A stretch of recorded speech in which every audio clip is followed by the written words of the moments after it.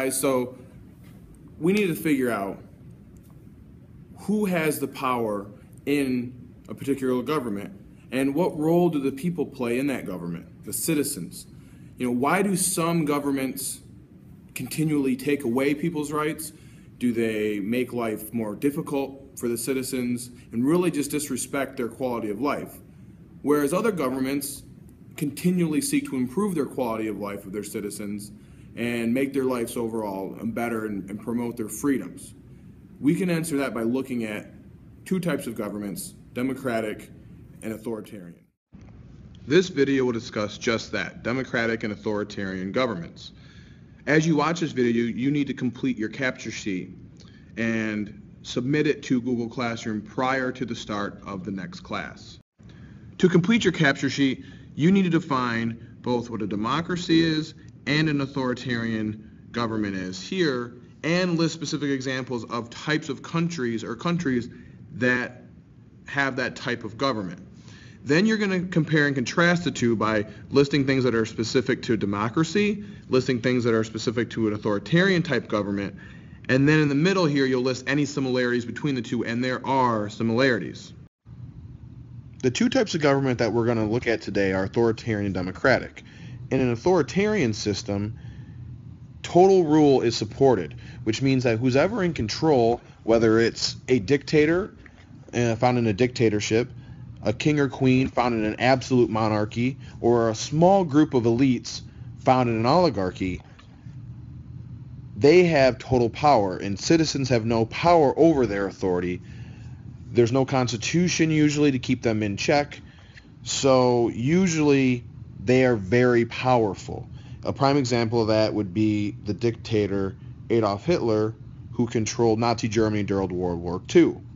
On the other end of the spectrum, we have a democracy, which is a government that is for the people, it's by the people, and we're pretty familiar with it because that's the system that we have here in America. So in a democracy, citizens are actively involved, and to promote this involvement, they have freedom of speech and freedom of the press, which basically allows them to speak out against the government and question the government, and also to be informed about what the government's actually doing. There's also majority rule and minority rights, which means that the common good will be enforced, meaning that the government wants to benefit most of the people, but they still want to respect the minority, or the people who are in the few, so that they feel like they're part of the government and part of the society as well. There's also lots of diversity, which means that, rich, poor, male, female, black, white, teacher, mechanic, unemployed, lawyer, whoever, you have a position in that society, in that government, to let your voice be heard, to vote, to run for office. And part of democracy also is that there's free elections, which means that the government's not going to control the election. The people will vote, and whatever candidates they vote for the most will become elected.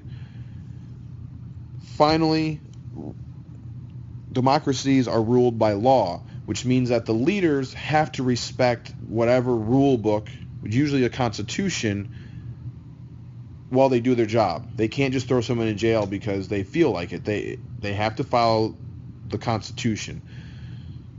Some examples of a democracy or democratic system would be Great Britain, Japan, France, and right here in the United States. In an authoritarianism or an authoritarian government, it's pretty much the exact opposite. One ruler or a small group of leaders controls everything. The citizens have no free choice. They don't elect that person. They don't vote for that person or those people. There's no freedom, or if there is any freedom, it's very, very limited, and it would only be on things that the government really didn't care about. But even then, there's probably no freedom.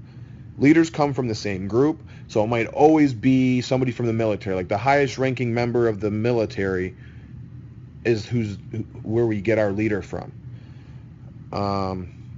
It can look like a monarchy. It can look like a dictatorship, like we pointed out with Hitler. Or it can even closely resemble democracy. Some would say Russia is a democracy, but if you actually look at the policies and how the country's ran, it is very much an authoritarian style government. Some examples of an authoritarian government would be China, Iran, and North Korea. So one last thing that I want to point out is that democracies and authoritarian governments are not necessarily completely separate. In democracies, there are elements of authoritarian governments, and in authoritarian governments, they might have elements of democracies. And there's a whole range of governments, ranging from a perfect democracy, which is every single person's opinion is counted equally, all the way to a perfect tyranny, which means that basically one person controls everything and they're the only voice that's being heard. It's that one person. And these can change over time. So just keep that in mind when we look at different governments, and that you really have to look at it on a case-by-case basis.